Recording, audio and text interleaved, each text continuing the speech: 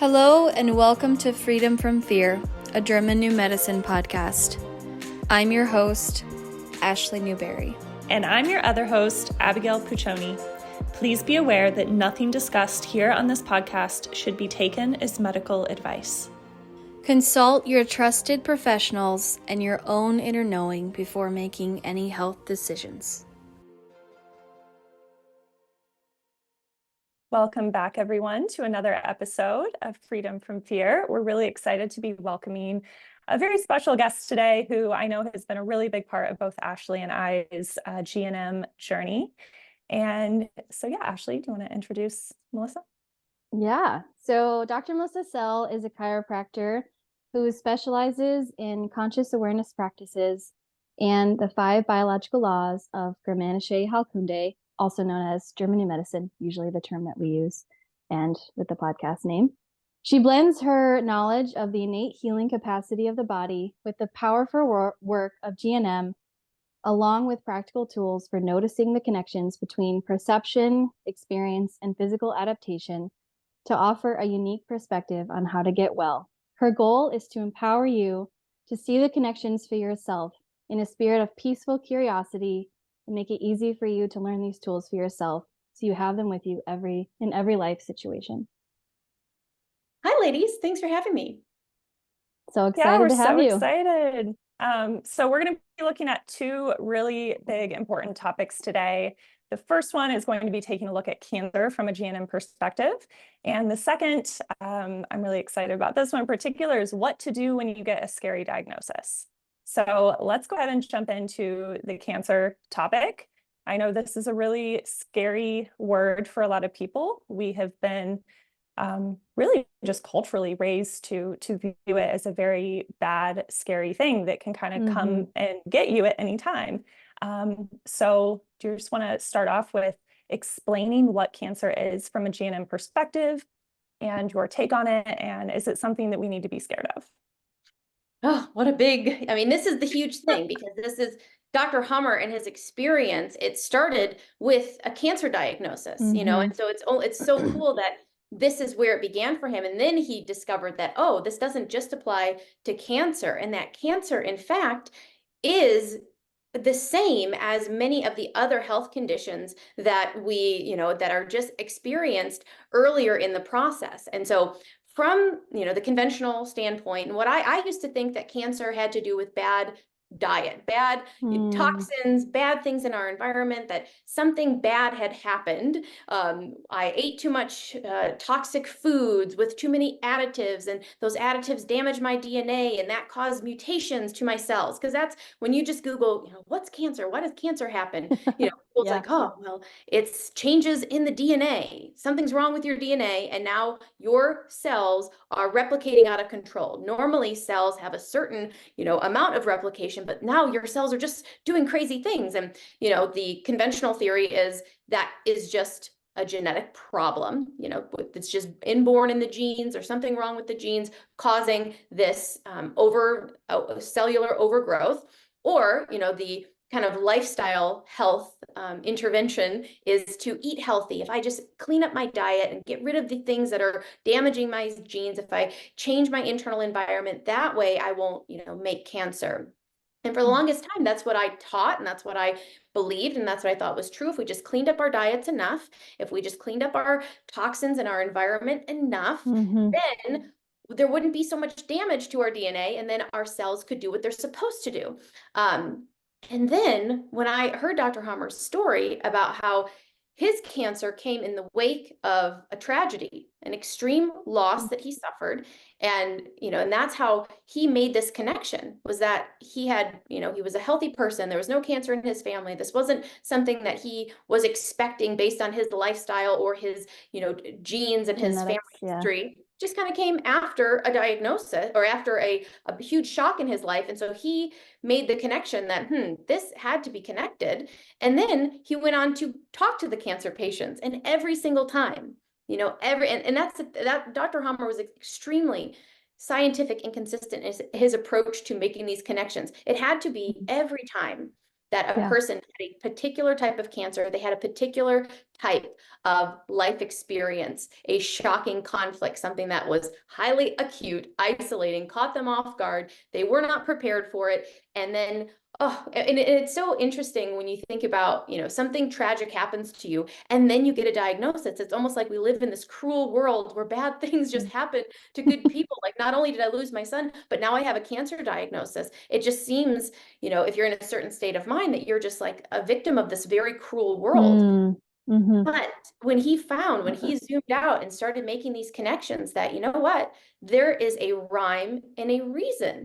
The body is doing this for a purpose. It is a response mechanism that is built in to the tissues when you have a specific type of trauma, a specific type of conflicting biological experience, the loss of a child, the being chased down by a wild animal. You know, when we have a shocking thing happen to us, the biology is programmed to activate in a very specific way, depending on what exactly happened to you, whether it was the loss of a child, the loss of a partner, someone being torn from you, your child being wounded, injured, bleeding. That's going to activate a different biological special program. So from the German New Medicine perspective, cancer, it is an intentional biological adaptation to a shocking experience, and it's gone on for a certain period of time. Because if we have a conflict and it only lasts a couple of hours, a couple of days, you know, you're not going to get a cancer diagnosis from that. It's only when the conflict has gone on for a sufficient period of time that then there is, you know, either tissue growth. We'll talk more about that in a moment. The different types of cancers that can develop in the body, either it's a tissue growth or it's the repair phase following tissue erosion. And so depending on how intense and how long that experience was, that's going to determine, you know, the extent of what might be your cancer diagnosis. If it was a short conflict, and that's why people are having, you know, cancers, quote, cancers all of the time, and they just go away. And they come up and there's something there and then it's gone. And that is something that conventional medicine has zero explanation for, which is spontaneous remission or lumps and bumps and cancers that are there and then just disappear. They don't know why that happens. But Dr. Hammer's map, the 5 biological laws, tells us exactly why and how that biological process takes place. And so cancer is an intentional biological adaptation in response to a shocking, conflicting experience that a human or an animal has suffered. Yeah, great explanation. So going back to what you just said about, you know, some cancers happen in the conflict active phase versus the healing phase. How does each organ, like, how does that differ between different types of cancer, like, diagnoses? Yep. And so we have to always look, you know, when a person has, you know, a symptom, the symptom will lead us back to the tissue. And we always have to look at the tissue type that is involved. So, you know, I'm sure on the podcast, you guys have probably gone through all the biological laws before. And so we have to look at the 3rd biological law and this ontogenetic system of cancer and cancer equivalents. We're looking at the endoderm, the mesoderm, the ectoderm. The old brain tissues, the ones that have cell proliferation, growth during the active phase. These are the glandular types of cancers. So they'll be labeled as adenocarcinoma. And so this causes growth during the active phase. And so if the body in the moment needs more tissue in order to fulfill the biological purpose. And so, for example, if you have a conflict of an indigestible annoyance, an indigestible anger, or something you can't process, you can't digest, oh, I can't digest this. The body reads exactly to the nuance, to the level of whether you can't absorb something or whether you can't break it down. And so your body reads the exact dynamics of how you're perceiving this indigestible situation in your life. You know, if it was something that was promised to you, like an inheritance, this is like the classic pancreatic glandular pancreatic type of cancer, it comes from like an inheritance, something that was promised to you and then taken away. And so in your mind, you've already digested it. You're like, I've already put the cabinet in my house. I've already, spent the money in my, I've already planned all of the things I was going to spend this money on, this inheritance conflict, and then it's taken from me. And so the body will proliferate additional cells somewhere in the digestive tract to better either break down or to absorb the morsel. And the morsel, in ancient times, it was the food morsel, was the only morsel we were really concerned about. Now we have the money morsel, the house morsel, the job morsel. We've got all of these different morsels. I need this morsel in order to survive. And so the body reads it and proliferates extra tissue. And so if this keeps going, so if this is just a one time, we produce a little, we break it down, you might not notice it at all. You might have a little mucus in your stool. But if it's going on and on and on, and this is an unresolved conflict that persists for a period of time, we can grow a cauliflower growing or a flat growing adenocarcinoma somewhere in the digestive tract that could, the cauliflower ones are the only ones that can block the passageway. The flat growing ones will cause a blockage, but if it's a cauliflower growing adenocarcinoma somewhere in the digestive tract, you can get to the point where you actually might need something like a surgical intervention to remove that, simply because this conflict in nature would have been resolved a long time ago. And that's one of the things too, that we have to recognize, that as these highly evolved creatures with a huge cerebral cortex and this ability, we have all these memories, we have all these things, we keep living in this unbiological lifestyle, repeating our conflicts again and again. We experience more of these cancers simply because we live so out of alignment with our biology. In nature, animals, they are able to resolve a conflict and get on with life. They're not constantly revisiting the thing that's conflicting for them, but, our makeup is different, and we suffer from these things, unfortunately, a lot, because we are constantly going back into our conflict, dealing with people that are tracks for us, that are keeping our conflict alive. And so the ones that grow during the conflict are from the endoderm or the old mesoderm. So another example with the old mesoderm would be the breast gland. So the breast gland has to do with a worry, a nest worry. If I'm worried, desperately worried for my offspring, for someone I love, for someone in my home, my breast gland will proliferate additional tissue because the breast gland produces the milk. And if I have this grave concern for someone, the ancient biological correlate to that is, I'm a mother and my child has just been, injured by a predator and it's bleeding out on the plane and no one is around for miles and miles. I don't know where the water hole is. My biology has the capacity to make my breast glands produce milk so that my offspring might be able to survive this dramatic situation. And so that goes on until the conflict is resolved, until the child is safe again, until the child is healed, until they, are no longer bleeding out, and we know that they're going to be okay. So that is an example of the breast gland and the old mesoderm controlled from the cerebellum. And another one would be a melanoma. So if I feel attacked, if I feel, like someone is attacking me verbally, if I'm in like a dispute with someone in the HOA and they're, making comments about me and I'm feeling attacked and I feel besmirched, I feel like my reputation has been soiled, my ancient biology says, all right, we need to make her a shield, a protective shield. And, depending on where I feel it, if I felt like it was a stab in the back, it would be a melanoma on the back of my right shoulder. If I'm a right-handed person, this lady in the HOA, it's like, okay, to the level. And that's the amazing thing about this system, is that we can get so specific about why it's happened here, why it's happened now, why has this developed, which side of the body is it on?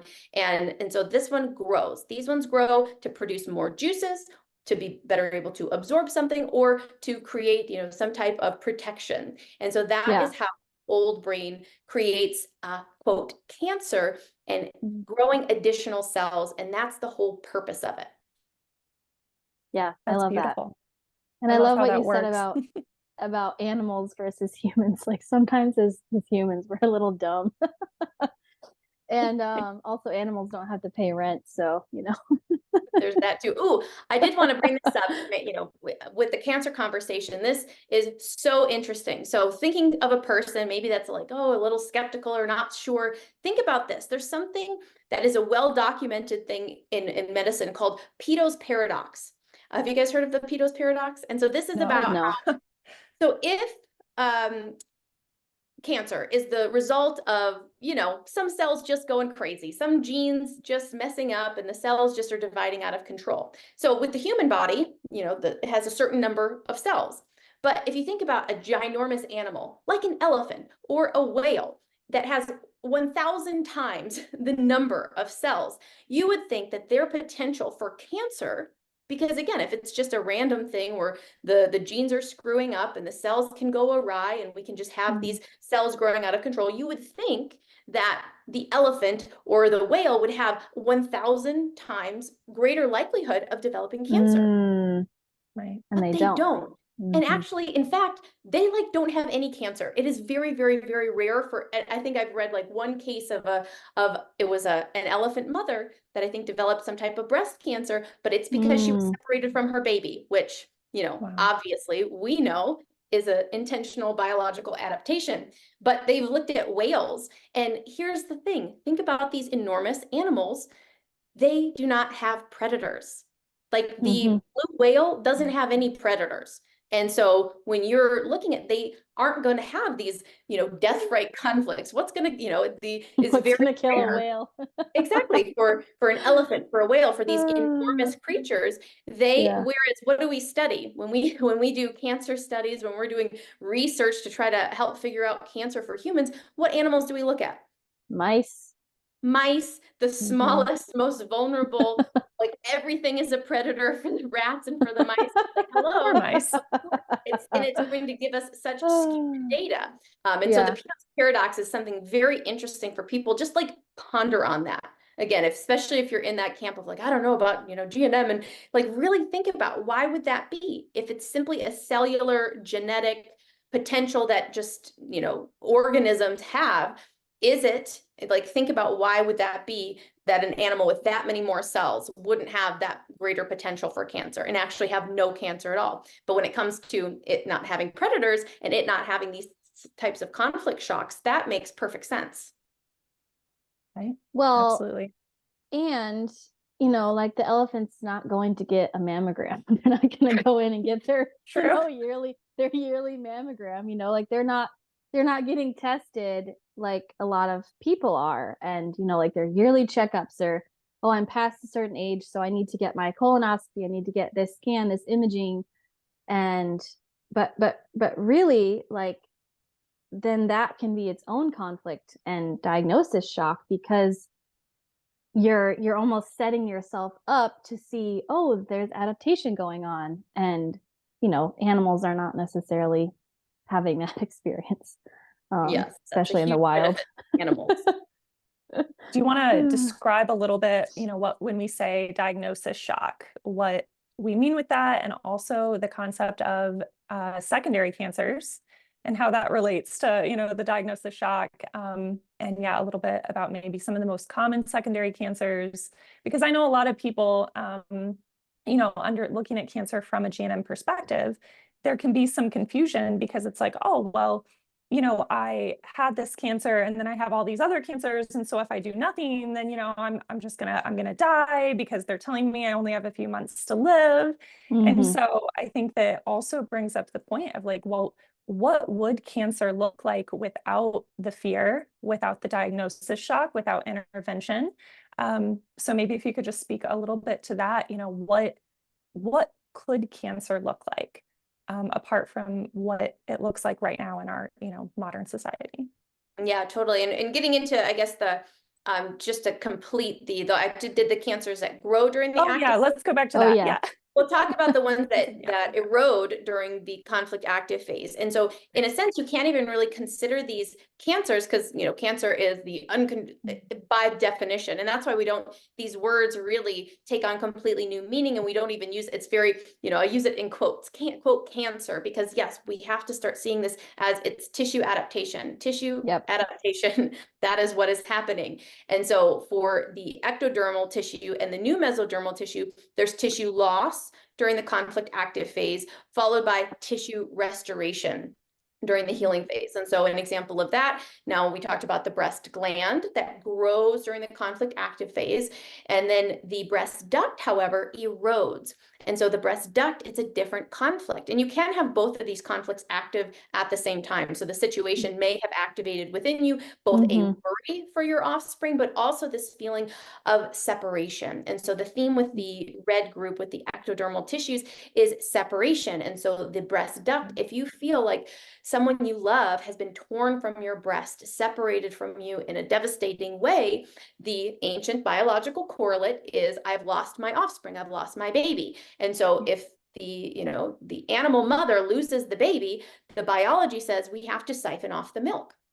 Because I had this baby, I planned on nursing this baby and feeding and nourishing this baby, but I no longer have it. So the breast duct has to widen. And so it widens in order to siphon off the milk. And this is something that happens in cattle, in sheep, they call it the quarter sore, so even, and this is the interesting thing. So even something like mastitis, women are very familiar with the phenomenon of mastitis, a nursing mother.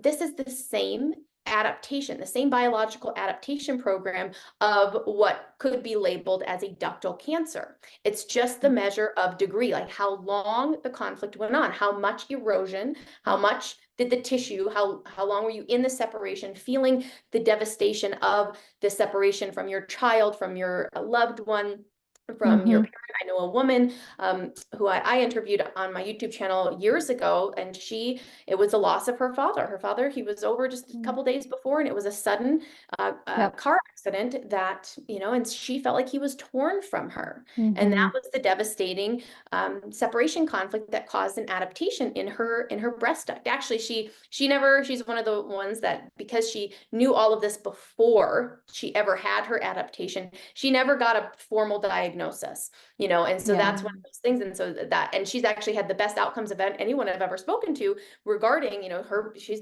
back to normal now. Her breast is totally healed, but she didn't do any of the things. But she did know this before. And I know that's one of the things we want to talk about today, is how we're at a huge disadvantage not knowing this before the diagnosis comes in.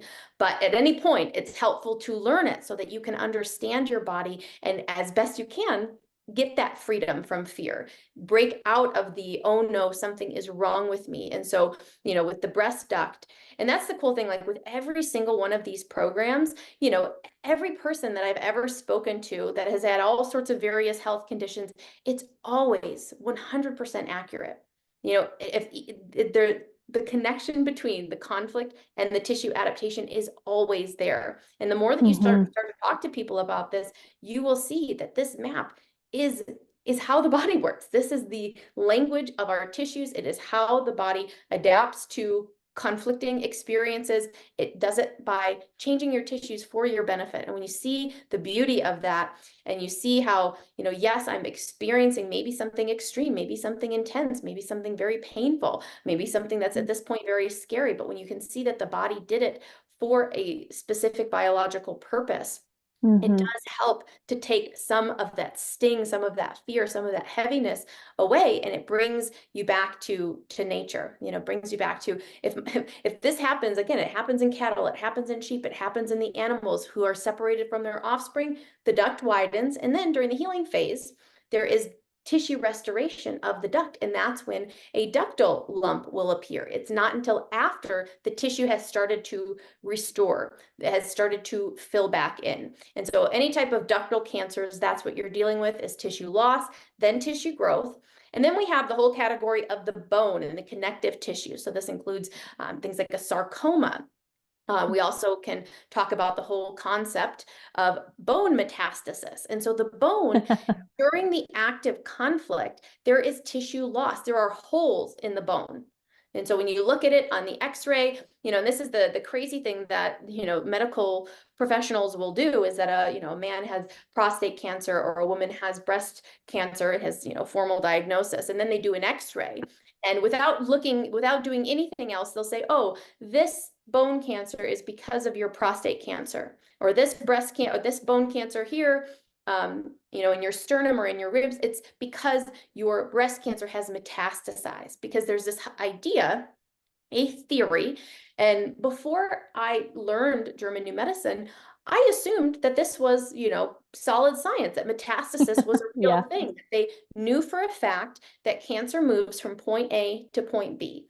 And you don't even think before you look into these other perspectives, you don't even think that there's a question. Oh, well, of course you've seen it, right? Of course you've seen it move from there to there. Of course there's an actual proof, evidence that shows it moving through the blood or through the lymph system, because how else would cancer get from this area to this area?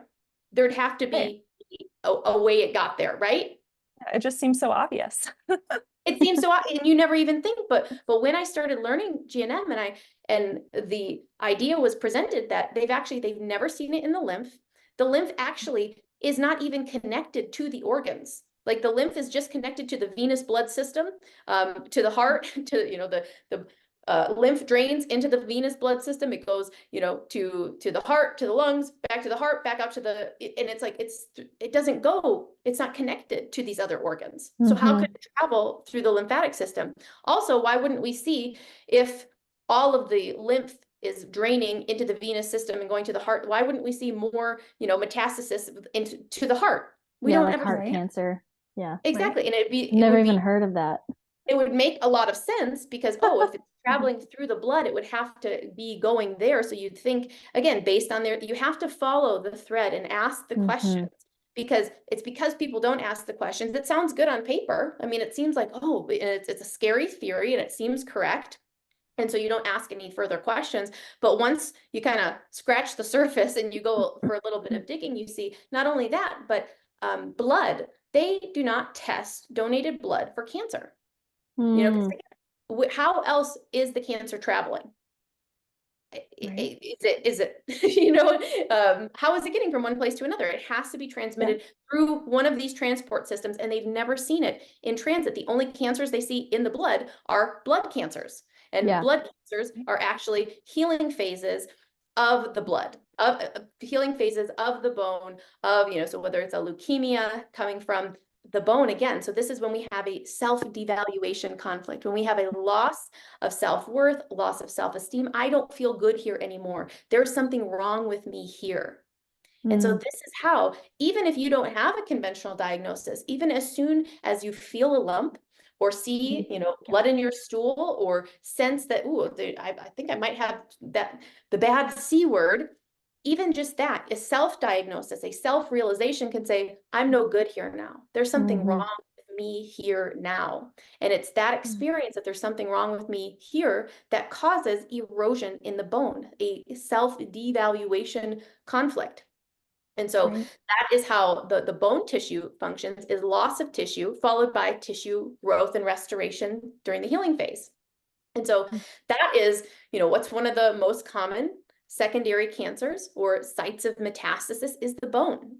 And it's usually the bone in the area where the diagnosis was given, and so when a person receives a diagnosis, when you self-diagnose, even just people freaking out, Googling their symptoms and thinking they have it, you can have a secondary never done that from that. You can have a death-right conflict just by reading the words on the screen, just by feeling that and saying, oh my gosh, there might be something wrong with me.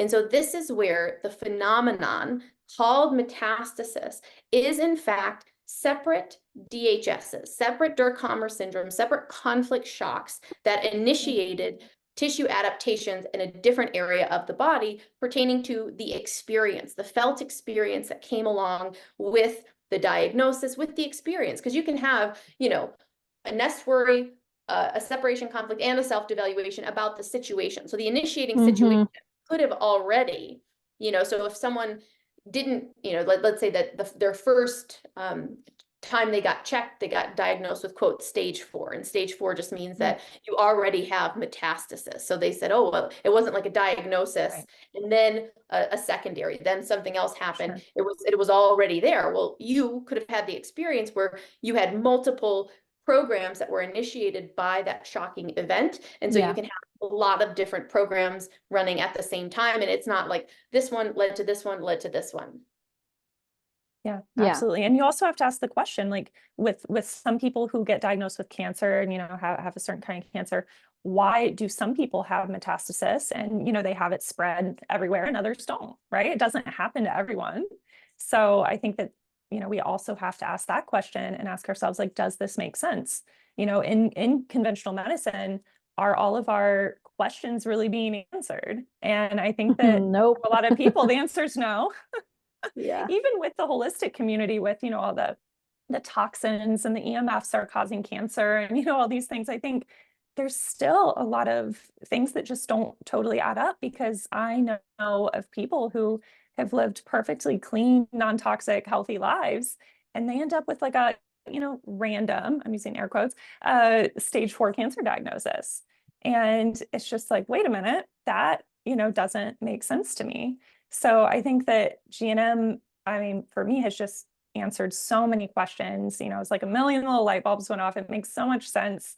And we actually had kind of an outline of questions we wanted to ask you. But while you were talking, I wrote down like 5 more on my piece of paper here. I'm like, oh, that's a good point. That's a good point. I want to ask her this. I want to ask her this. So the topic of brain cancer. What is brain cancer from a GNM perspective? Yeah, and so brain cancer can't even be a cancer from the standard definition is proliferation, because the brain tissue does not proliferate.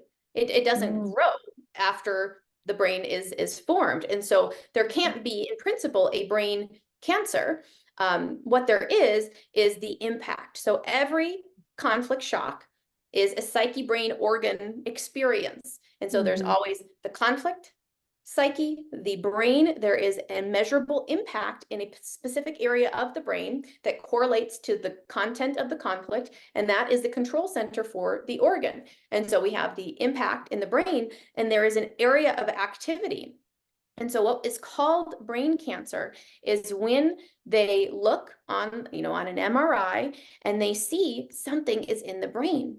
And what that something is when the brain goes into healing. And so during the conflict, the impact in the brain, it's a dark circle. And then when it goes into the healing phase, all healing happens in a fluid environment. And so there's fluid in that area. And so the tissue is going through a healing phase. And so it's swollen. And so it seems like you've got this, cyst in the brain or a brain tumor, or they'll name it all sorts of different things, astrocytoma, meningioma, glioblastoma. And what is glia is simply, like the connective tissue of the brain. And so it comes in and it's basically like scar tissue.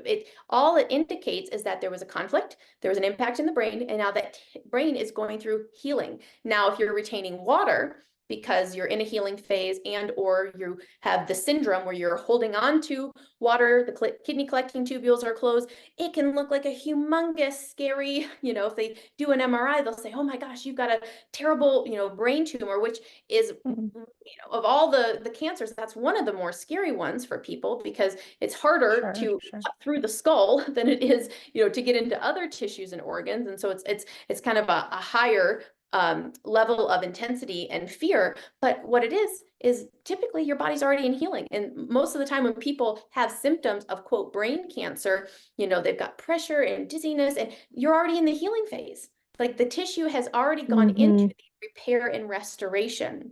But when we add a diagnosis, when even a person, if they just start having blurry vision and kind of a headache, they Google and they say, I might have a brain tumor. Like you hear people say that, kind of in a joking way, but kind of like, I might have, a brain tumor. And that becomes a terrifying idea. But what it is impact always in the brain. So as far as secondary cancers or, it quote, spread to the brain, it was always in the brain. There was always an impact in your brain. Right. And so whether, you now are retaining water, maybe you've got the syndrome because you have an existential fear, you're feeling terrified because of this other diagnosis you have. And so that causes additional swelling in the areas that are in healing, including the brain. And so now you're having some brain symptoms. And then they say, oh, sorry, not only do you have cancer here, it's also, quote, spread to your brain. Yeah. And it's like, when you see it from this lens, when you have this language, when you have this understanding, it's almost as though the system is designed to intensify all biological programs, make them worse, and give you more. Yeah. Right. I mean, I used to be one of those people that would I worry used about to the brain work tumors. in neuro as a nurse before I quit. And so many people, they would get parts of their brain cut out. And you would have, all these protocols and I mean, part of why I quit nursing was because of GNM, because I knew GNM at the beginning of my nursing career, so it was quite conflicting for me personally. But just seeing, right, like people going into the hospital, and that alone, separate from all the diagnosis shocks and whatever symptoms you're experiencing or why you went into the hospital, being in the hospital itself is a less than ideal healing environment, because you're separated from people. You're not in, there's fluorescent lights, there's beeping, there's random people coming into your room at all times of the day and night, and so you can't get your rest, you can't get the nutrients through the food. Hospital food is less than ideal for healing environment too. And so I'm sure that has an impact as well on just anything you're going in for. So yeah. Everything about the environment, from the diagnosis to the hospital setting. And I mean, that's one of the most difficult things that people are up against, is the not having support. So a lot of times if people do come across this and they're like, there's a lot of division that in at least in the hospital setting, even if, again, it's not comfortable, you're not well nourished, there is this feeling though that I'm doing the right thing, and so that's one of the biggest things that people have to contend with if they find themselves in this world, in this arena of having gotten a diagnosis, think they, need to go in and get a diagnosis, is like, what am I going to do? Yep. How am I going to handle this?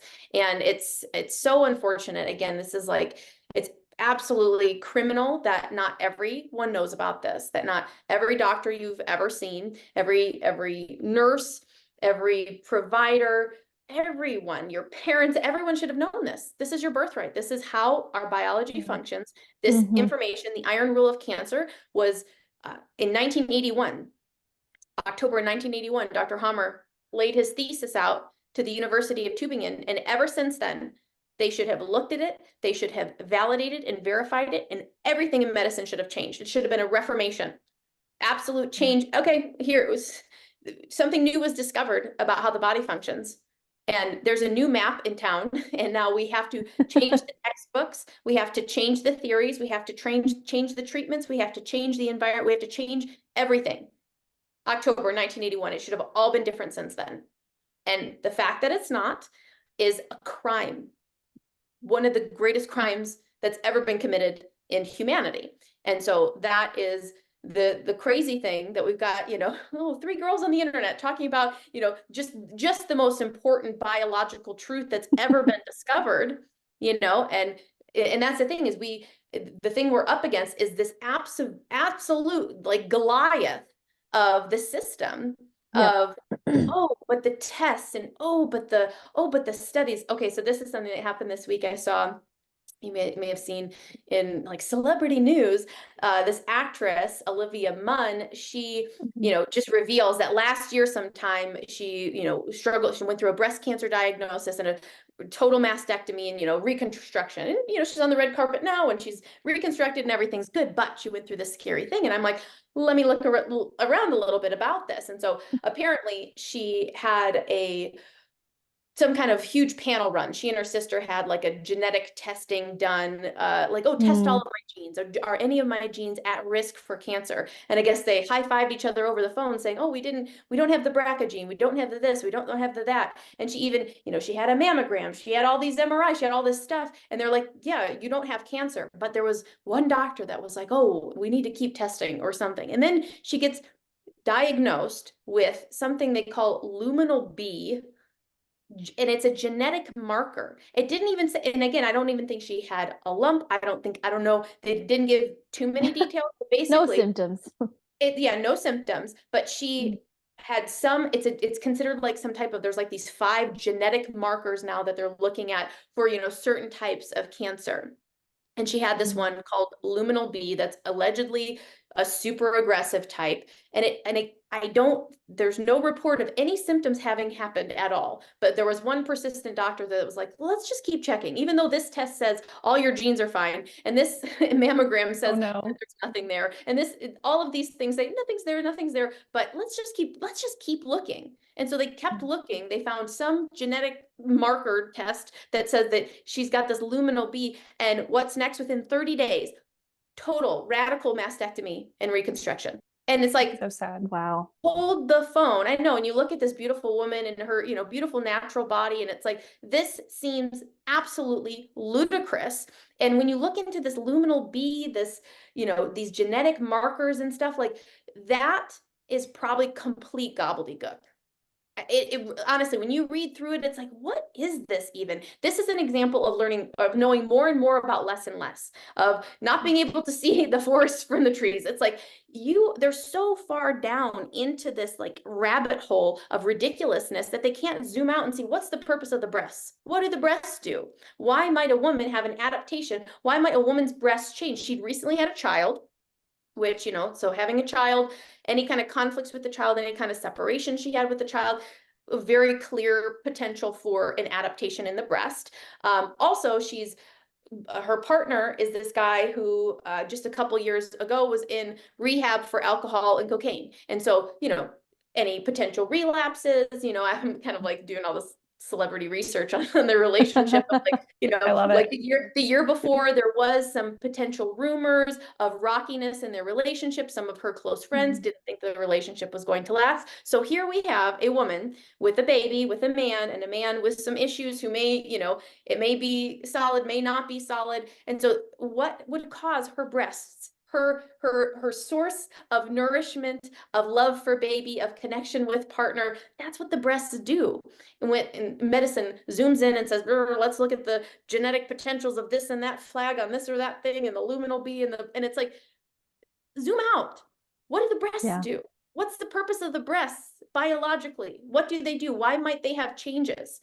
And no, they say, let's hack them off. We'll give you new ones, and we'll tell the world about how important it is that we do this very intense testing, because you did the basic testing and you did the regular mammogram, but we needed to do the extra super zoom in so that we could cut your breasts off and give you new ones, even though you didn't have any symptoms.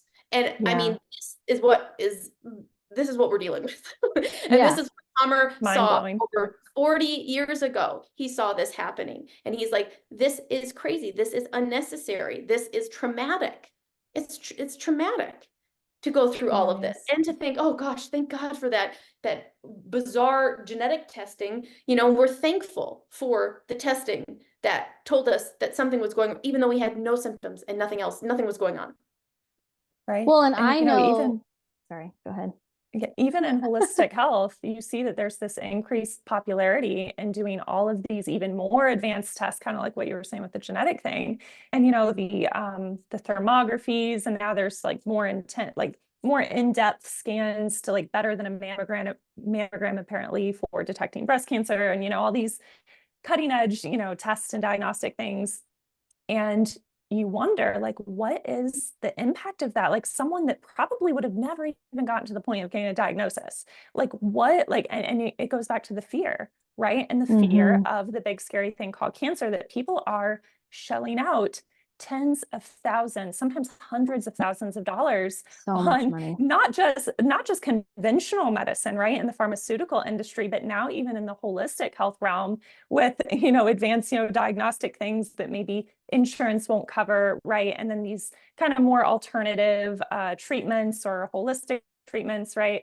And so I think that that's also something that as you see the fear and panic rise, then you kind of see the smear, like even looking for these other, alternative treatments, because let's be real, the outcome for most people going through, for example, chemotherapy, the outcome is not always so great. And so I think that that's a big point too. And I'm also curious from your perspective, like what's with the increasing rate of cancer from a GNM perspective? Because I know that of course we're doing more diagnostic testing than ever because it's, a big scary thing, right? That more and more people are like, oh, I need to go get checked. I need to have my dermatologist check on my moles, like, like all of this stuff. And as there's the potential increase in diagnoses, like, do you think that that's perhaps related to increasing rates of cancer, as related to diagnosis shock? Or is it just because we're living so unbiologically in modern society with, social media or just media in general and so much division and potential for conflict shock? So what's your take on that from, a GNM perspective? Oh yeah, from the diagnosis, from just access to, again, people going in for testing all of the time. We're looking for it. We're looking for it all the time. We're self-diagnosing. We have access to the internet. Like they literally will implant, they will start talking about certain types of diseases on soap operas. And then people will be like, and then the rates of those particular diseases will increase. And so when we hear about celebrities having this or that type of cancer, and we hear about people talking about, it's like this all can induce conflict where I am, I'm scared, I'm having all of these issues more. I mean, especially with the further and further degradation of the family and not having a solid family home life, divorce, everything about not having the parents not being married, the parents being separated, parents having other partners, financial problems. I mean, these things aren't getting better as the years go on. These things are only degrading more and more and more. And so until there's a turn back towards, a family-centered society where we actually care about choosing our mates in a way that makes sense and staying with that mate and having a community that supports, a family being together and mothers staying with their children. I mean, absolutely everything about how life is currently is making everyone ill because they are so conflicted biologically and in every regard, at every level of experience. It is only logical that cancer and other diseases and everything would be skyrocketing. And that's what it is. It's so obvious once you see it. It's like, of course. I mean, it's everything about life today, modern living, makes people conflicted and is not a recipe for wellness. And despite, again, all the wellness influencers, all the healthy foods, all of the superfoods, all of the supplements that never existed on the shelves before, we've got all of it. People are eating so well, but it's not the food, it's not the supplements, it's the conflict, it's the unstable home life, it's the way that we birth and the fact that children feel isolated and separated, like first thing out of immediately the womb, already in the womb, listening to the ultrasound, they're like, where's my mother? And they, so we kind of don't have a chance in many ways. It's not all dismal because obviously there are things that we can do. And that's, what really the message is now is like, all right, let's triage, let's get ourselves under control in the sense of like, let me work on my own conflicts. Let me, understand my own biology and we have to raise up a new generation. We've got to start fresh with a new generation. And that's one of the very unfortunate things is that a lot of times people will come across GNM and, be like, oh yes, this is great. But we can't, it's, if you've been indoctrinated for 30, 40, 50, 60 some years in conventional thinking, conventional ideology about cancer. I mean, I'll even talk to people sometimes who are like, they kind of get GNM, but like the language, they are still seeing it through that old lens, even though they're trying to reach for this new understanding, but it's so sticky because it's been there for so much longer. The idea that cancer is bad and wrong and scary and deadly. We need to kill it. We need to get rid of it, whether, by natural, oh, I'm eating this, I'm not eating that because I need to starve the cancer. I mean, everything about the way that we talk about it is not biologically accurate. And so it's a lot of work to try to undo all of that. And some of it, unfortunately, may not be undoable in this lifetime, which is, is okay. It's okay if you learn a ton about this, even in the midst of a diagnosis, even if you're in the midst of doing treatment, because that's one of the things too, is I think a lot of people just, need to add this on to whatever they're doing. And not use it as like a, life raft to try to get back to shore. That's the thing. It's like some adaptations, even when this, there are people that knew this and, worked with Dr. Hammer back in the day, but if you're still in a conflict, if you have swum out too far from shore, there are situations where you can't swim back.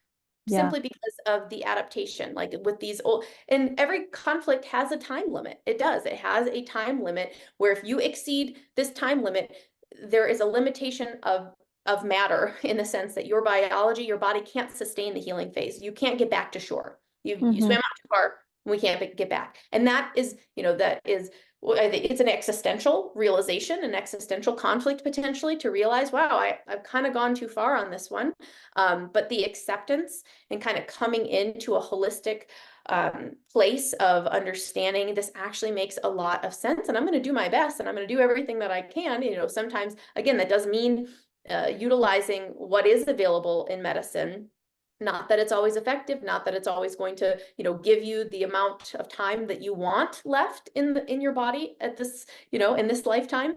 But you can try, I'm a try all the things, do, if something makes sense to you deeply, so again, if there's a part of you, if you're like, I'm like 55%, I need to do the treatment, 45%, GNM makes really sense. It's like, you kind of have to do the treatment, because if most of your like, if there's a part of you that believes this is my best bet, this is what my family wants me to do, this is what my whole indoctrination upbringing has kind of programmed me to need at this point, to kind of go rogue now, is to lose all of that support and the part of myself that's like, well, you kind of should do it. When you're in that boat, you kind of should do it, and so that's where it's all about, you have to know you, like, this is, you can't take a prescription, an idea from anybody else, even if they're like, no, this is going to kill you, or this is terrible, you ought not, you shouldn't do this, and this is what all of the work is, you getting back into alignment with your soul, you understanding yourself and making choices that make sense to you. Even if your idealized version is like, oh, I'm very holistic, I would never do that. But it's like, but even people who are very holistic, I would never do that, still kind of believe in conventional treatment. But you have to measure the level of belief in each system and what you think your best bet through this is. And, if it brings peace to your soul, if it's like, okay, at least I'm doing this, if it brings you a sigh of relief, that is really, when I talk to people, that's how I guide them, is like, you have to know what's going to bring the biggest sigh of relief. Again, even if it's treatment, even if it's a thing, your mind's like, oh, but I don't want to do it. Can you get, if most of you think most of your mind thinks that's a good idea, your best bet might be getting all the way on board with it. Yeah. And that's why, like, the beauty of German new medicine is that it's so individualized, and it's not, one size fits all, or just take this pill and your symptom will go away, because we're individuals and we have, an individual personal history and perceptions and how we view the world and experience life. And so it's not a one size fits all, which I know is sometimes frustrating for people. They're just like, oh, just tell me what I need to do. But it's like, well, you have to tell yourself what you need to do, about that inner alignment, and getting all of you on board with whatever it is that you decide, and being completely okay and at peace with that is what's going to be the most helpful. And from, person A to person B, let's say they have the same diagnosis, that can look vastly different, but yet those same two people, if they're really on board with what they're doing, can still have great outcomes, because it's not about what you're doing, it's about your relationship to what you're doing, and really what your inner self feels and believes about whatever that treatment is that you're doing. So it makes a lot of sense. And kind of, you touched on this a little bit already, but transitioning more into the topic of what to do when you get a scary diagnosis. Or even, I want to preface this by saying, maybe what do you do before you get a scary diagnosis? What are you doing or engaging in that's going to set you up to get a scary diagnosis? So, talking about diagnostic testing, imaging, of course, it's not one size fits all, but, let's unpack a bit why, when, if someone should engage in any sort of diagnostic testing, maybe share what makes sense for you personally. But then also, what are the dangers of engaging with conventional medicine and looking at it kind of, weighing the pros and cons. Are there any pros? So yeah, maybe just give your perspective on that. Yeah, this is a great question. And people ask all the time, well, what about, do I get my tests? Do I go get my colonoscopy? Do I go have my blood work? Do I get my blood work? Do I have my pap smear? It's like, why are you doing it? Yeah. Why are you doing it? Like why are you doing it? What are you looking for? What are your beliefs? So, oh, well, I want to catch it early. Catch what early? Why would that what be there? Do you have that conflict? And so it's like, it's deeper work, it's deeper homework, it's deeper self-knowledge. It's yes, people who go for scans are people who have taken the back seat when it comes to their health. They say, doctor tells me what to do. Doctor tells me when I'm okay. Doctor tells me when I'm not okay. Doctor tells me when to take the pill, when to do. It's not driven by you. You have, once you're past this age, once you start going this, oh, well, you better start getting checked for that. Oh, well, have you had we got to do a whole body scan and check all of your, do you have any moles? Do you have any this? Well, you gotta have a check for that. And it's like, do you know where moles come from? Do you know, why would your cervix tissue change if you had a pap smear? Why would the breast tissue change? If you don't know these very basic things about yourself, you have surrendered your personal responsibility to someone else. And that's a personal life choice. People in this world, learn how their bodies work. We learn how our bodies work, so we're never in the position where someone else has to tell us what's going on with my body. Now, if I'm in the position where I think something might be going on with my body, where I'm like, I think I might have this, I think I might have that. I actually spoke with someone recently who was like on the fence about having a colonoscopy for something. And we did a session to talk about her potential of doing this thing or not doing it. And so we talked through kind of a lot of the stuff we talked about today. It's like, what is it going to find? There is potentially valuable information for you to gather through a diagnostic scan, potentially. Depending on if you're able to receive that information as bits of data about a snapshot of your body at a point in time, because that's what a diagnostic test is going to be. It's not ongoing, active, and dynamic. It is momentary snapshot in time of what was going on here. And depending on when they take that snapshot, it could be something benign, something that they consider not a big deal, or it could be something that they would label as, potentially scary, potentially malignant. And so this is one of the words that is eliminated from the vocabulary in Germany medicine because of the 5th biological law. There is no malignancy in nature. Malignant means bad, means evil, means that there's something wrong. And nature doesn't do things that are malignant or evil. Nature only does what makes sense. And so if you are labeled with something malignant, what that means is you've been, misdiagnosed, because there is no malignancy. There is simply an adaptation that was snapshotted at a point in time when either there was rapid tissue growth because you were in a conflict of the old brain tissues, or rapid tissue healing because you're in a healing phase of the new brain tissues. So either the tissue is rapidly refilling or it's rapidly proliferating, but it's intentional, part of this special biological program that has been activated in your body. And when you can use this language, and you see how different that is: malignant, scary, tumor, growing, aggressive, the word especially aggressive. So much. That's a word that was in that story of that actress. I was especially aggressive. So again, that we're building up this drama, and then we're bringing the relief. Here it was very aggressive, that we had to dig deep to find anything that was there, but it was going to be very aggressive, but we got rid of it. And it's like, okay, medicine comes to the rescue. And so if you're going to do these things, if you're going to go have these scans, it's like, what is the data going to tell me about my body? If I go and have the scan, do I have kind of the inner confidence, strength, and balance to receive the information from the official doctor. This is the, because again, there's this God complex thing that takes place where you kind of submit yourself, you submit your body to the doctor. Look at my body, doctor, look inside. You know things I do not, things I could never know about my own body. You have all the information. Oh, the powerful Wizard of Oz, I'm going to come to you and you're going to tell me what is my future. But really, it's so true. It's a silly characterization, but it's actually like that. Yeah. We say, oh, well, the doctor knows best. Doctor knows best. Doctor's going to tell me what to do. Doctor would never lead me astray. And that's been indoctrinated in movies and media. I am into the show Little House on the Prairie, and it seems like a wholesome show. Steve and I recently have determined that Little House on the Prairie, it's not a wholesome show because it's the beginning of this indoctrination.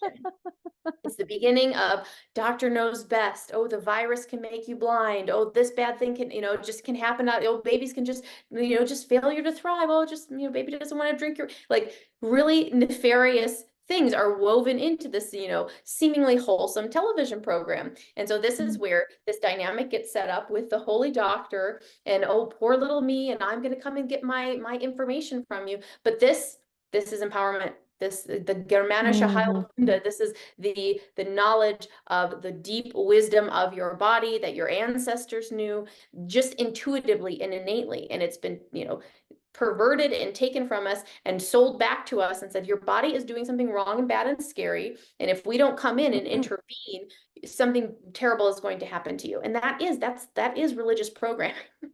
That the devil, that is, this is the savior that is going to save you from your, your sins of something being wrong with you. And this is the same. What we are learning in the German New Medicine. It's completely different. It's nature only does what makes sense. Nature's not here to harm you. You're not being punished. You're not being punished. You're not even being punished. And this is like a thing that's worth putting in here is, so a person sometimes will hear about German New Medicine and say, so you're saying I caused my own cancer because of, my emotions? No, that's not what's being said here. You had an experience as an organism. You were biologically shocked by something that happened. And that biological shock initiated an intentional biological tissue adaptation to change your body. Your body's a transformer and it can do stuff for you to help you to better survive that shocking thing that you experienced. So it's not your bad emotions cause bad cancer and you're the bad one that caused it. No. Something shocking happened. You weren't prepared for it. This was unexpected. It was acute. It was shocking for you. It caught you off guard. Your body said, I can help. And it changed your tissues. It grew extra breast gland cells. It grew extra lung cells. It grew extra colon cells. It widened the ducts. It did whatever it needed. It's like, I can renovate like this. I can change the tissues really fast. And this is going to help you to survive that shocking thing that you couldn't expect.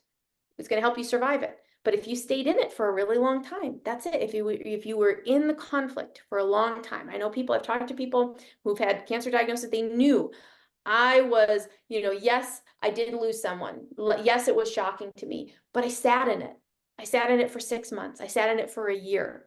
I didn't process it.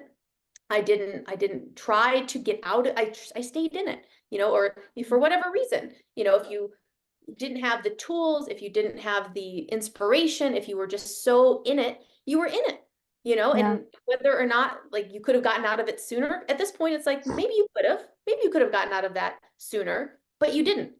So that's that's kind of the only reality you have to face is the fact that I was in the conflict for as long as I was in it. And then when I got out of it, my tissue started to repair. And that's when my lump came. That's when the bump came. That's when the bleeding started. That's when, that's when I started knowing, ooh, something has happened. But when I look back that year, I was in conflict for that whole year. And all you need to know, and it's not that, again, you're not bad. You're not wrong. You haven't made a mistake. You're a human. You're human.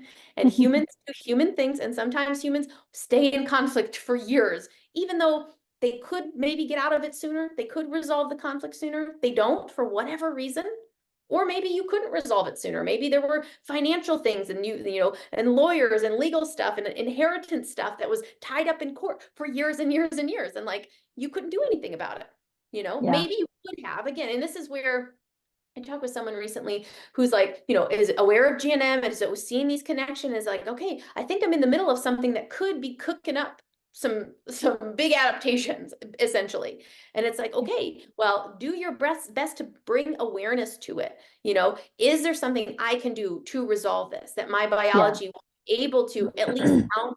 Because when you bring awareness to it, even if the practical external situation is not resolved, the stuff is still up in the air. The thing is still in court. I don't have a verdict. I don't have a decision. I don't know what, and so there may be a part of your psyche, like, and again, this goes so far beyond the mind. This is the deep biological, how you really feel, how your biology really feels about the situation is often very different from how you think I think I'm fine with this. I think this is fine. Totally. Yeah, from your And conscious sometimes awareness. people will be like, oh, no, I've resolved that. That's done. It's like, well, you're still having the symptom.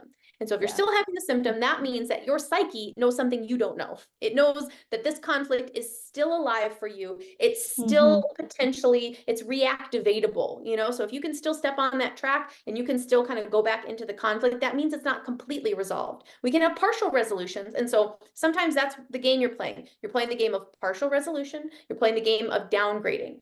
And because we can slow the intensity of the adaptation by chilling out, by bringing awareness to it, by downgrading, but that doesn't necessarily mean that, some conflicts can't be resolved until there's a practical change in your world, until you actually, get the outcome that it is you're looking for. And so if that's out of your hands, we always can only do what's in our hands, and so we have to look at what is in my hands. What can I change about this experience? There are things I cannot change. What is the Alcoholics Anonymous thing? Let me accept the things that I can change, and surrender the things that I can't change. It's like, let me let that stuff go. The aspects of this conflict that are not mine, in my hands at this moment to solve. Let me just do my part. And so that's all you have to do. You just have to do your part to downgrade, to chill out, to, and that with someone who's in the midst of a diagnosis and unresolved life situations, that's a lot of work. That's a lot to do. It's kind of a full-time job. And if you also make money and have kids to take care of, it's like, it's kind of an enormous thing to juggle. And Dr. Hammer, he had just such a heart for people. If you guys, Dr. Hammer, he was just such he loved people. And that's why he, early in his career, he was one of the youngest, so he was the youngest, like, licensed medical doctor at his time. And he, was a brilliant genius and came up with all these patents and patented, this scalpel and all these, like, really interesting, like some type of massage table. He's got all these patents, and he was making money off of his patents. So he and his wife could just go be doctors and treat patients for free in Italy. And he's, I just want to treat and help people. I mean, he had just such a heart for people.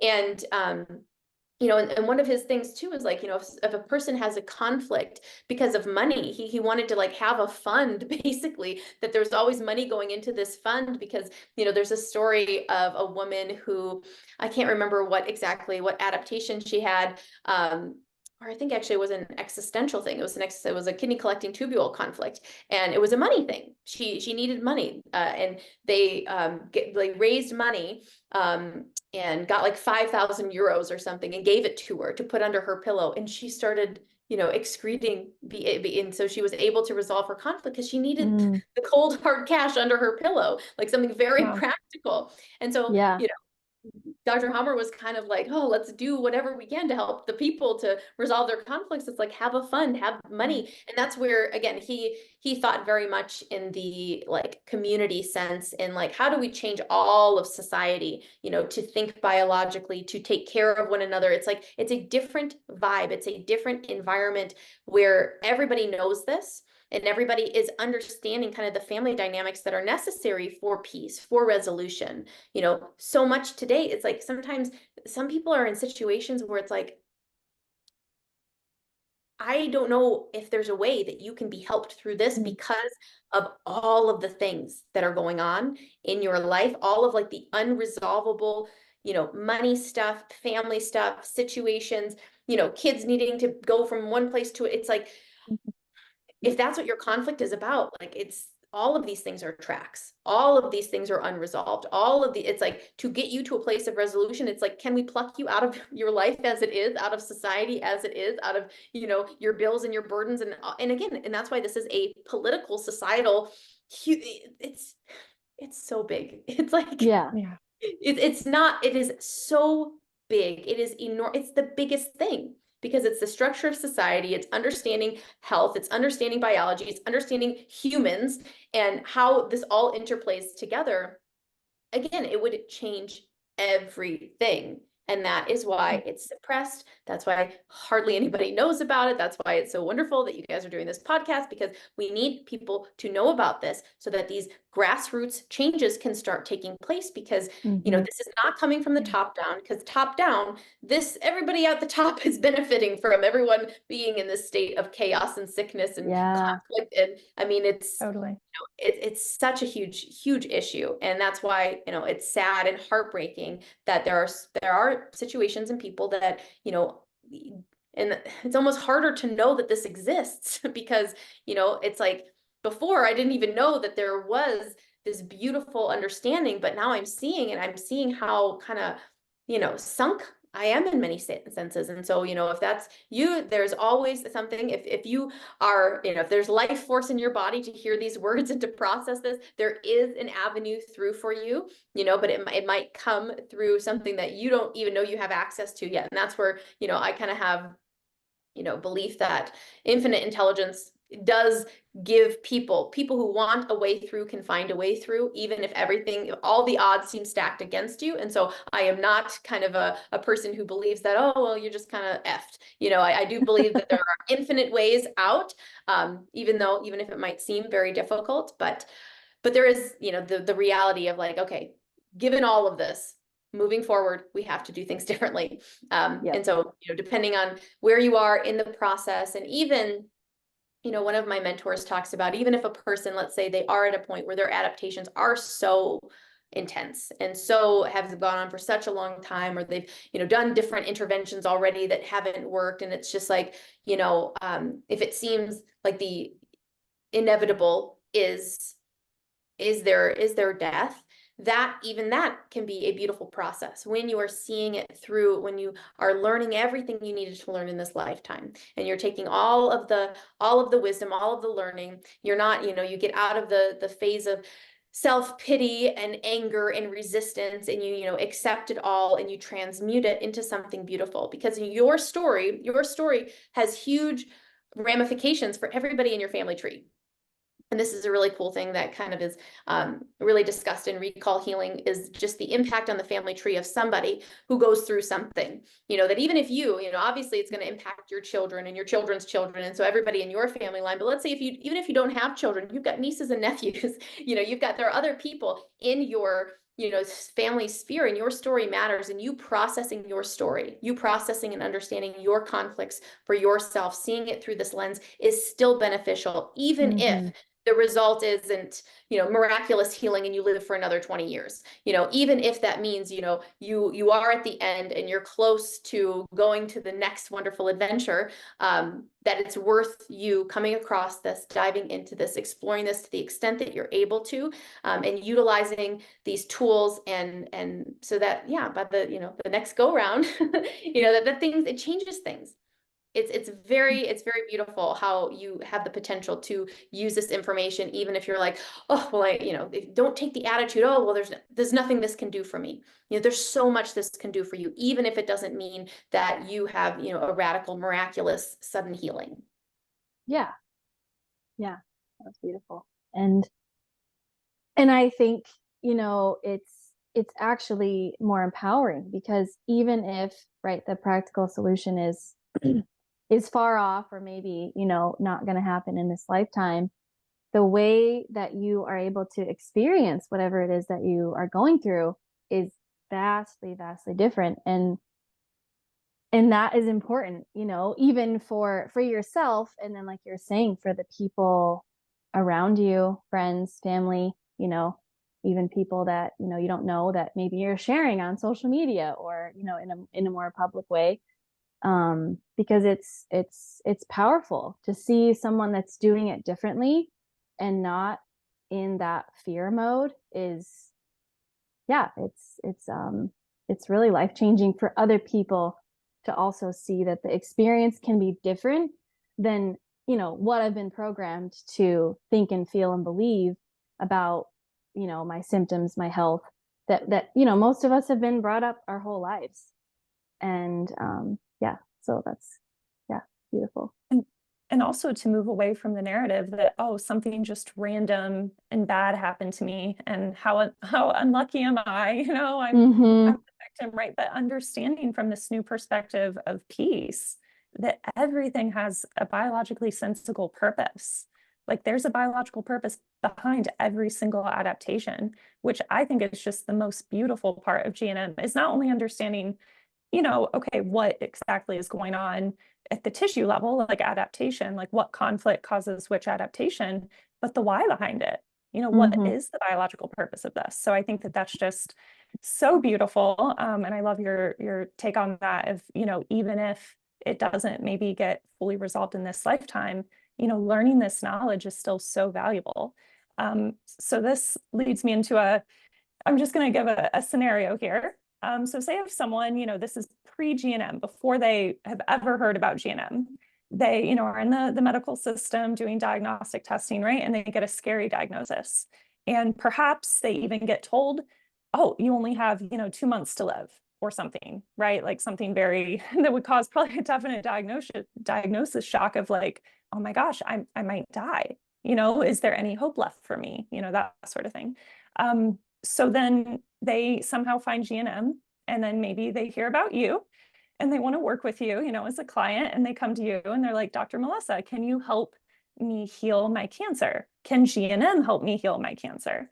Because I think that there is a bit of a misconception with some people out there, especially people that are kind of trying to put down GNM. And they're like, oh yeah, they're claiming that they can heal cancer or something like that. So can you kind of unpack that a little bit and give your take on that? Because I'm sure that you have people coming to you that are in that type of situation. So what is it that you typically would tell them? Yeah. And so for me, it's all about, what is going on with you as far as what do you believe is happening? What do you believe is happening? So have you dabbled in GNM? Have you identified your conflict? Like how deep are you into this new understanding? Because for me, the only thing I can help a person with is, connecting the dots and chilling out about stuff in their life, and then learning how to think differently. So that's a little funny thing that, Hammer said, to imagine them going to the bathroom so that you can see they're a human, and, they're just a human, and they can make mistakes and tell you ridiculous things that aren't really true. And he knew this to not be true, that when you have a diagnosis, it isn't a death sentence. It doesn't mean you only have a certain amount of time left to live. Yeah, I love that. You got to get to the point where you're just like, I do not believe this. They don't have the right to tell me this. This is absolutely insane that I would believe, but it's hard for a person because they do believe, so that's where, that's the tough part, is if you went in, you didn't know about any of this. So it's hard for you kind of even to retroactively kind of go through this process. A person who's like in the midst of it can be like, yeah, whatever, I needed this test, or I needed this information, but I've got what I need. I don't need any of your, spell casting on me that I'm going to die in 2 months. Yeah, right. I know that this is the healing phase. I know this is the adaptation. I know, but as soon as that locks in, and that's the tough part. That's the tough part. It's like, I don't know how deeply that impacted you. I don't know. Did that start an existential conflict? Did that start a death threat conflict? Did that start a self-devaluation conflict? Did that cause additional things? And if you can't get that feeling of like, yeah, F you, no way, that's absolute garbage. That is not what that's not true for me. That is not accurate representation of what my body is doing. But who is capable of doing that? I don't know. You know what I mean? If you're in that position. Right. I mean, I even think that if I were in the position of getting, not that and that's the thing, I never would put myself in the position. It's being in the position to get the information. I think that kind of like you got to brace for whatever's going to come, simply because it's like this. I don't know how to receive information from someone that says, I think you've got something scary going on. I'd have to respect their opinion in some way in order to even be sitting there. And so if I respect their opinion in some way, kind of retroactively smearing poop on your face isn't necessarily going to make me lose that moment where I got shocked because you told me something terrifying about my life. You know what I mean? And so that's, it's tough. It is a tough thing to navigate. So acknowledge that. I'm navigating something very tough. I'm navigating something very tough. This is a difficult situation to be in. I have split ideas about what's actually going on. I believe, this makes sense to me, but if you don't have enough kind of experiences under your belt, and that's why, again, that's Helmut Pilhar, who, was one of Dr. Hammer's approved lecturers who went around Europe and spread the word about GNM and gave all of these workshops where I've learned so much from him. He said that at this point into a diagnosis, when they told you've got 2 months, it's like teaching a drowning person how to swim. That is the unfortunate reality, is that it's like teaching you how to swim right now. When you're already a mile out from shore. And so, again, that can seem kind of dismal. That can seem kind of like, there's no hope for me. And so again, I don't put limits on what the body is capable of doing, but it's just also, there's a line of just kind of what makes sense and what a person, how radically can you change your perspective of what that doctor told you? Could you feel that way? Could you just slap them in the face and say whatever? Most people I don't think that they could, and just because of, again, the years of indoctrination, if you're a radical one, some people, this is actually interesting. It depends on the personality, because some people are so rebellious. They have such a rebellious spirit that when the doctor tells them something like that, they do say, F you. Yeah. They actually do have that rebellious experience that because you said I'm not going to live, I'm going to live.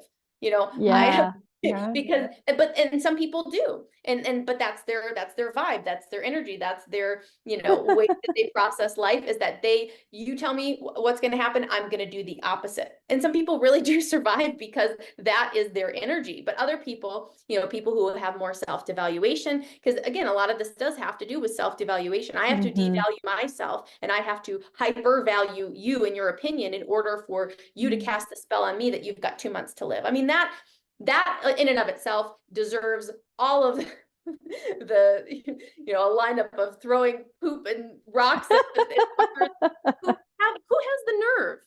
Think about that. Who has the nerve to put a timeline on someone's life, to cast a spell on them and tell them they have 2 months to live? Yeah, especially when they've been proven wrong in a lot of instances. But also the reason why they're often proven right is because how I've heard it explained in GNM is that in that moment of diagnosis shock, particularly, a death-right conflict or KCT, the existential conflict, right?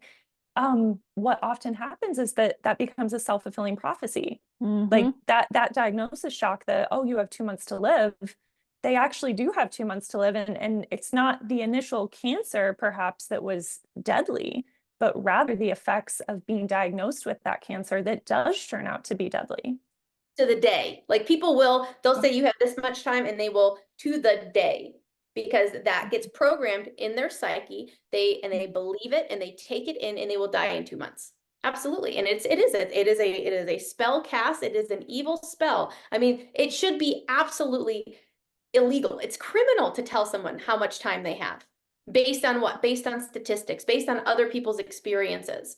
And like you said, they're proved wrong again and again, but often they are proved right simply because once that has gotten locked in, you will follow in line with what you've been told, because, depending on your personality, but depending on your complex of conflicts, that will strike you in a particular way. And so, being in that position, having been told something like that, got to activate that rebellious spirit, activate just that, rejection. What would it feel like to completely reject that, to see that as completely ludicrous? If you absolutely knew I'm going to live, for 25 more years, if you knew that, and someone said you've got 2 months to live, just laugh. You'd just laugh. You would not take it seriously at all. You'd say, get out of here. That wouldn't be something. But if you believe it, and if you don't know, then you're liable, you're susceptible to taking that in and believing it. It's so funny that you use this example, because I was just telling a client, you're under the spell of the white coat and them telling you that this is your problem, but it's what if it's not?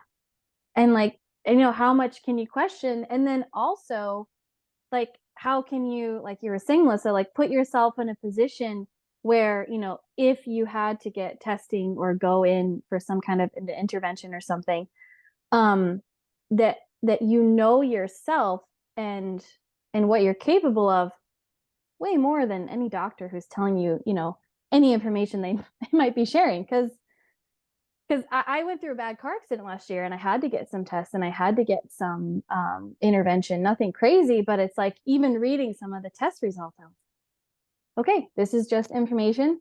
This doesn't have to mean anything or give any meaning about, you know, what my body's capable of healing. But it's still, and I've been learning this information for like 8 or 9 years now, and it was still like this, just, it was small, it was slight, but I still noticed this like moment reading, you know, like the paperwork from imaging. I was like, this is so interesting, because even though I have lots and lots of experience personally and then working with clients where, you know, I see the law of two phases and, you know, all the 5 biological laws play out, it's like that programming is still there. And so you know, coming out of that fully is challenging, but I also think it's a lot more possible than maybe people have you know, presented the information, because we're constantly changing as humans. And so I think also the possibility of taking this information in and living your life radically different, like, is definitely possible for anyone and everyone that's interested in actually doing that work. And yeah, and then along those lines, I did want to ask, and when is there a time for, you know, life-saving measures or intervention where, you know, like you were saying before, that maybe there's been so much adaptation that there is some intervention that is necessary or helpful? Like, how do you navigate that with people that you've worked with, or just support them in making a decision that's going to be, you know, helpful for their healing? Totally. Yes. And I think that example is specifically about someone who gives you a timeline on your life. But medicine is can be extremely helpful. And Dr. Hammer, I mean, there were so many situations. I mean, he himself had a surgery to remove his cancer, you know, and that is so surgical removal, very, very beneficial. You know, it's unfortunate that surgical removal is often tied, like a person can't choose just to have surgical intervention. They have to follow the whole protocol of the radiation and the chemotherapy in order to get it. So it's kind of, you know, like there's gatekeepers around even having potentially some types of surgeries.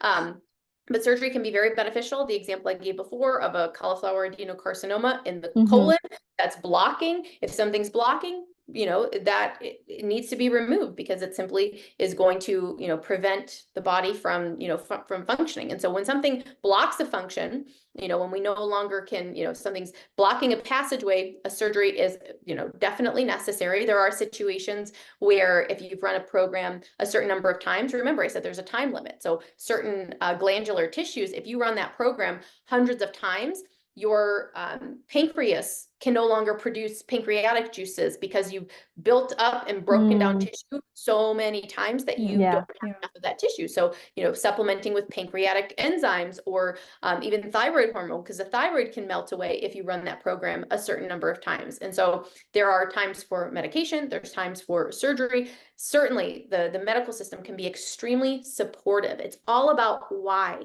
It's all about why am I doing this? Even if something aesthetically bothers you, you know, that is a very good reason to go and have a surgery if something aesthetically is bothering you. So let's say, you know, a woman has an ovarian cyst. You can have an ovarian cyst that's like the size of a soccer ball in your abdomen. And so you look pregnant, but it's just an ovarian cyst.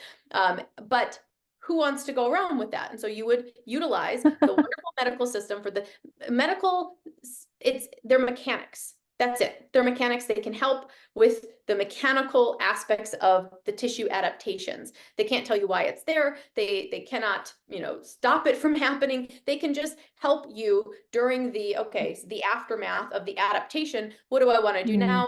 I'm going to opt to have this removed because aesthetically it bothers me, or there's pressure on something, or it's blocking something. So when you use it as it's meant, as it's best used, which is in a mechanical way after an injury, absolutely. So that's where we are very grateful for the incredible, it's incredible what medicine has achieved as far as technology and their ability to do, interesting things. It's just that the reasons that we do those things don't make a whole lot of sense because it's not based off the 5 biological laws. And so this, not at all, Dr. Hammer, not at all was against the medical system. He wanted to use the medical system. He wanted it to have a reformation using this knowledge so that we can utilize the incredible technology that exists so that we can, help people. And and that's one of the huge handicaps that we have with GNM is like, oh, I wish I could send you somewhere. I wish there was Dr. Hammer had this vision for these healing sanatoriums where you had access to, this wonderful, serene, peaceful environment, and everyone, Helmut says, even the janitor knows it. And even the janitor know, because, when you're in that system and you're in this kind of scary world where everybody's like, oh, this person's got this disease, and the nurses and the doctors and the janitors, they all believe in this system of malignancy, of evil in the body, of there's something wrong with you. But this system over here is everybody, even the janitor knows your body's, oh, you're in a phase. Oh, you spiked a fever. Oh, you're in terrible pain. Oh, you're, having a seizure. Congratulations. Oh, there's blood in your stool. Congratulations. Everyone should know it.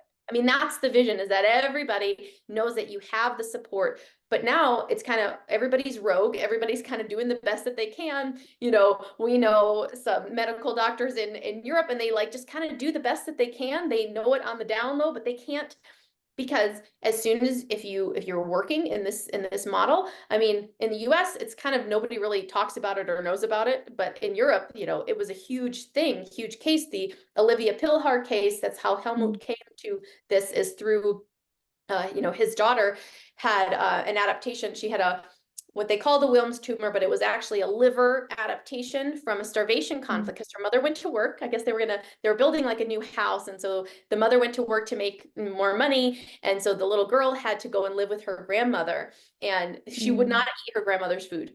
When she was with her grandmother, she would not eat. And so she suffered a starvation conflict. And so her starvation conflict led to, this big, swollen belly and a liver adaptation. And that's how Helmut came to meet Dr. Hammer. And, they ended up being on this huge, they were chased through Europe basically because they didn't want to do treatment, and they, tried to escape to Spain, and Spain was like, I don't know why they're trying to do this to you. And so he, ended up, his daughter was given forced chemotherapy actually. And so it was like a whole thing where, this charlatan doctor, and he's trying to, prevent her from getting medical care. And that's how this kind of has gotten so much negative press. And, and he says, don't do treatment, and it's so risky. And that's the thing, is people think that you learn this and it's like, oh, we're not going to do treatment. And that's because the system told us to. No. This system tells you why your adaptation happened. It doesn't tell you to do treatment or not do treatment. That's always going to be your personal, individual choice of what makes sense to you to do based on your understanding of what's happening in your body. If you read a sentence on the internet, or you hear Dr. Hammer say, cancer is an intentional adaptation your body is doing because of this conflict, and you say, oh, okay, well, I'm not going to do anything then. Is that his fault that you interpreted that information and have chosen to? No, that's a personal choice that was made by you about what to do with your body because of information that you interpreted in a way that, was an incomplete understanding. And so that's where, there's just so much to this. And so a person who, finds himself in a certain position, it's all about you. This is your journey. This is your personal journey through this life. This is, your opportunity to learn something about yourself, learn something about your body, learn about how your body has adapted to your life circumstances. And if you dig, and if you're willing to be, honest with yourself, radically honest with yourself, look at your life, you will see that every dot connects, and that this all makes perfect sense, and that the tissue the way your body has changed has in fact been a perfect reflection of everything you've ever been through. Yep. If we saw a transcript of all of your thoughts and all of your experiences, that what's going on in your body now would make absolute perfect sense. And it's on you to figure out, okay, given this body of knowledge, this new thing I'm learning, this old stuff I thought I knew, this diagnosis that was given to me, you have to do the calculation. It's like, you can't cheat. You can't look at somebody else's answers. You have to do the calculation for yourself, and you have to say, what makes sense for me now? What's the best next thing for me to do?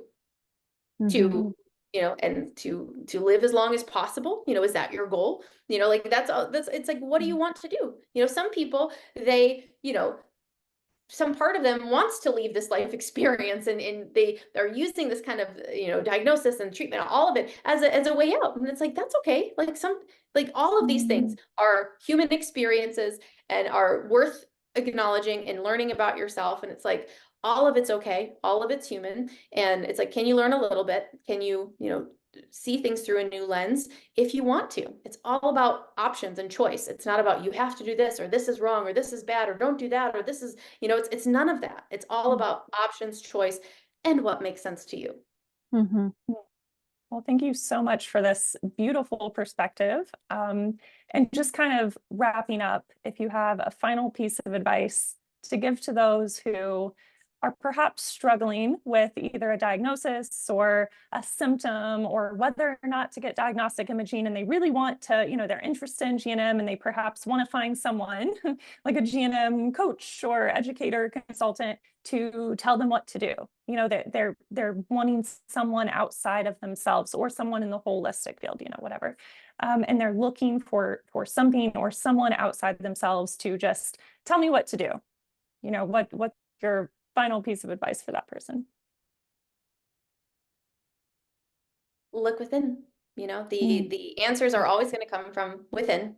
Even if the information comes from without, from a coach, from somebody else, from a practitioner, even if the information comes from without, you have to decide, I'm going to listen to that or that. So you got to see that ultimately it's not coming from without. You might be, choosing the channels that you want to hear and what you want, the perspectives of people you are interested in listening to. Does this make sense to me? Is this the route I want to go or not? You're doing that. Even, doesn't matter who's telling you the information. It all comes down to you. Look within. That's what the game of life it is. It's not about externalizing and looking outside ourselves for help. That's part of it. We have to do that for a little while. But eventually, the whole game is going to get turned back around, where you're standing in the mirror looking at yourself, and it's between you and you. What are we going to do, self? What makes the most sense, self? And so, the desire, and it makes sense. We like to have someone tell us what to do, because we want them to have the responsibility. We want them to be the ones that, like, well, you told me. I want to hold my status as victim, but you can't. And that's the thing. Do you want to win? You can't be a victim and win at anything. Yeah. And so if I want to win in any regard, again, and I don't consider death as losing. You can win through the death process. Like, you don't have to be a victim of this bad thing called death. Isn't a bad thing. Death is, if there was no death, there would be no life. It's all part of the whole. And so there is a beautiful holistic understanding of both sides of things. And so if I am willing to blame someone, if I'm willing to give them my responsibility, if I want you to tell me what to do, I want to stay a victim. Yeah. And acknowledge that to yourself. And if that's the game you want to play the game. Go ahead, do it. No one's gonna get mad at you. It's just, how do you want to play the game? That's not the most fun way to play. And it doesn't yield the best results. And so, but it is a choice that you have. And so if you want to keep asking, if you want to keep being told what to do, that is that's something that is an option for you. But if you're really interested in growing, if you're really interested in evolving, because that's the thing, is you can't evolve as a victim. You have to overcome. You have to take the thing that happened and use it as a stepping stone to where you want to go. And again, some people might not do that in this lifetime. They might not, and that's okay. That is another human experience that's available to all of us. May not do it in this lifetime, but if you want it, it's available to you. And even if it's hard, and even if it's difficult, and even if there's parts of you that's if there's a little spark within you that's like, I am making these choices. This is what makes sense to me. I am taking the information from this place and this place and this place, and I am choosing to do this. Rather than swallowing a dogma whole, swallowing an ideology and saying, okay, I'll just do what they say. That is not the way to your maximum experience in this life, is to just swallow a dogma and do what they say, but that's, again, a lot of people do it. And a lot of people are living that way. And it's a choice that's available. And, it's not bad or wrong or naughty. It's just one of the many ways that we could go through life. And it's like, how do I want to do my life? Do I want to be personally responsible? Do I want to, feel a sense of autonomy and a sense of, I'm making these choices and this is what makes sense to me, and I'm learning biology and that's really cool, and I'm learning about nature and living in a biologically, all of that is really a cool endeavor if if you're into it. But you don't have to force yourself. You don't have to, just be honest with yourself about what comes up when you learn this and what makes sense to you as you're kind of navigating your life experience, and notice, wow, I'm really wanting someone to hold my hand and tell me what to do. Okay, so that's probably something unhealed from childhood, which is often where a lot of these conflicts start. It's like, I didn't get the support. I didn't get the love. I wasn't kind of cared for in a way. I was kind of forced to be an adult really early. And so here now I'm in this health situation. Oh, people are kind of forced to take care of me. And I actually kind of really like that. That's another kind of ulterior motive. And that's, there's so much to the human psyche. There's so much to the human experience. There's so many different things to explore, but you getting curious and interested in exploring what is all going on back here. Why do I want to have someone tell me what to do? In a different area of life, do you want someone to tell you what to do? No, you want freedom. You want choices. But here, why do you want someone to tell you what to do? What's going on there? Get curious about it. Stay curious and look within. Love that. Yeah. Thank you so much for, spending time with us on this interview, Melissa, and, always wonderful conversation.